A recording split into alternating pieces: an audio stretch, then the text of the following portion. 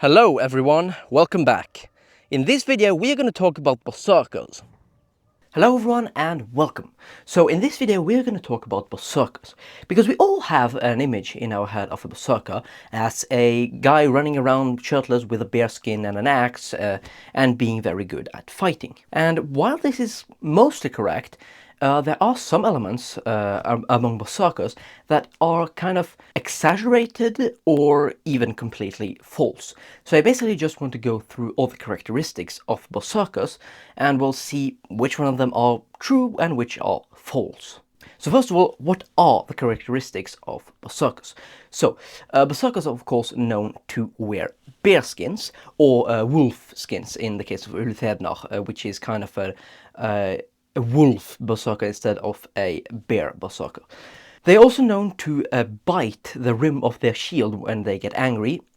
Basically, you take your shield and bite the rim of it. They're known for that. And they're also known to fight without armor, in most cases shirtless, and to use axes. And of course, they are also known to go berserker, so basically do something to get enraged and not feel any pain and just be more efficient as fighters. And let's start with that characteristics of berserkers. To go berserker is indeed something they actually seem to have done. We have like a lot of sources from that, from sagas and also other kind of sources. We have a lot of sources that they actually did go berserker. We don't exactly know how they did. It probably has nothing to do with a kind of mushroom drug or something that has been popularized today. Like, there isn't any evidence of that. It was probably mostly like a kind of mental thing they did themselves to get enraged. We don't really know, and it's kind of hard to know because no sources really specify what they actually did, probably because it was kind of unknown what they actually did. Now, we also know that to go berserker sometimes failed and they didn't manage to do it, or they simply didn't have the time to do it and therefore got killed before they could go berserker. Again, we don't really know exactly how long it took them, but it seemed to have taken at least some time. Okay, so up next, did they wear bearskins or wolf skins in the case of Ulthednar? So yes, they seem to have done that quite often. To basically have a bearskin on you was kind of characteristic of a berserk.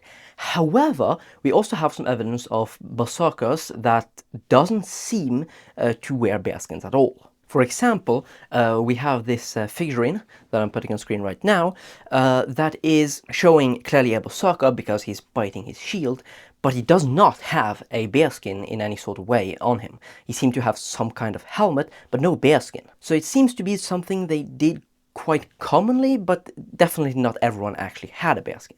And of course, this is partly due to the fact that, well, getting a bearskin is not necessarily that easy because, well, you have to kill a bear to get a bearskin, and it's also very impractical to wear a bearskin to fight with because it is a huge, heavy skin that you have to have on your shoulder and attach in some kind of way. It's not really practical to do it.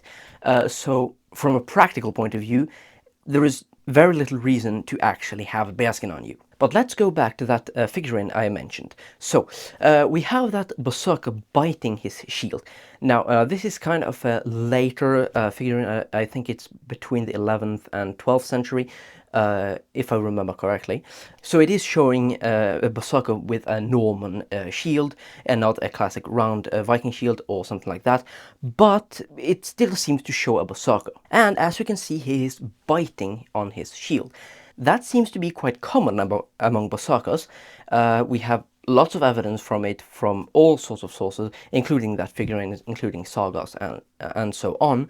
And yeah, it just seems to be something they did. We don't know why they did it. It might just be an effect of going berserker, just get so enraged that you start biting on your shield. Or it might be something they did on purpose to look even more scary, because, well, if you're so enraged that you bite on your shield, clearly your opponent is going to get afraid of you. Okay, so berserkers are also known to not wear armor. And we have evidence that they didn't. We have like poems and stuff where it is said that the berserkers went into battle without wearing armor and things like that. And yes, it does seem to be something that was quite common among berserkers to not wear armor. However, we also have evidence of berserkers who actually wear armor. For example, if we take Grettir's saga, there is a berserker there that's called Thorir that is described as having a helmet.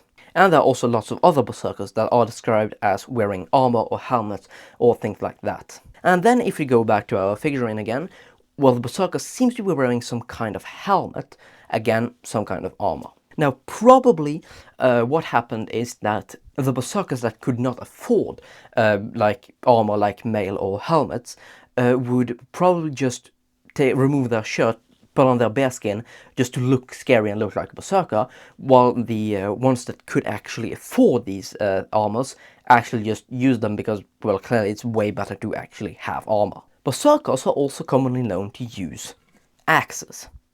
Now, there's no evidence of that whatsoever. We basically have no evidence at all that they did use axes. All the sources state that they used swords, not axes. Like even the figurine, if we go back to the figurine, shows a berserker wielding a sword, not an axe. Now, of course, this might be some kind of later interpretation from the actual people who wrote the sagas, because the sagas were written much later than the actual Viking Age, and these authors might have given these berserkers swords instead of axes, because a sword is kind of a more high status weapon, and since berserkers were usually really good fighters, the authors imagined that they would use sword because a sword is a high status weapon. So it is a little bit unclear. Maybe they did use axes to a certain degree, but in any case, we don't have any evidence of that, and they probably didn't use more axes than spears or long swords or anything like that.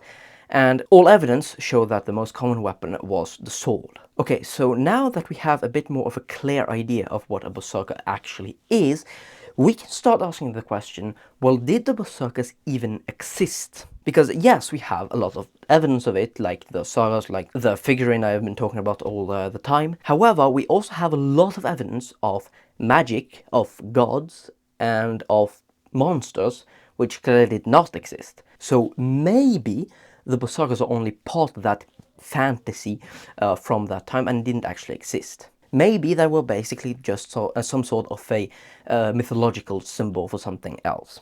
And also, the interesting thing is that the figurine I've been talking about is from a much later period of time. I think it's from the 11th to 12th century.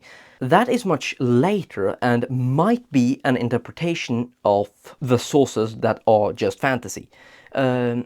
Because earlier sources, when they show what seems to be berserkers, they show basically a sort of humanoid with an animal head, not a person with a bearskin on him. So maybe berserkers were only some kind of a mythological symbol, and then they were used in some kind of fantasy, and then later people believed that they did actually exist, and started making fantasy around them as if they were real things. Now, we do have a little bit more of a trusty evidence for the fact that berserkers did exist.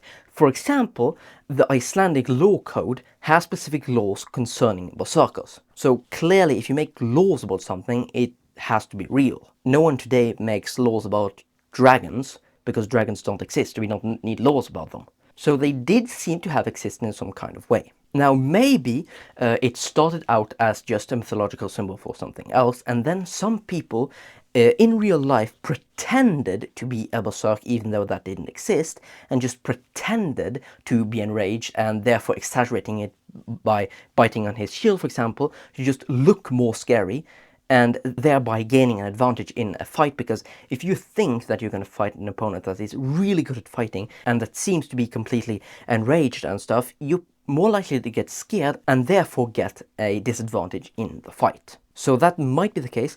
It might also be the case that there were actual real berserkers, and then some other people saw that, okay, those berserkers gain a lot of advantage because their opponents are afraid of them, and therefore we are going to pretend to be berserkers to also get that advantage, even though we are not berserkers. See what I mean? It might have happened that some people just pretended to be berserkers. And in addition to that, there might be a chance for that some later sources described some people as berserkers, even though they didn't pretend to be, and they were not, simply because they fought as a berserker, or was so good at fighting that people believed he was a berserker or something like that. Like it was just a title given to someone even though he wasn't a berserker. And this poses the question that maybe the evidences we have of berserkers wearing armor or something else that is not common for another berserk might just be false berserkers that either pretended to be berserkers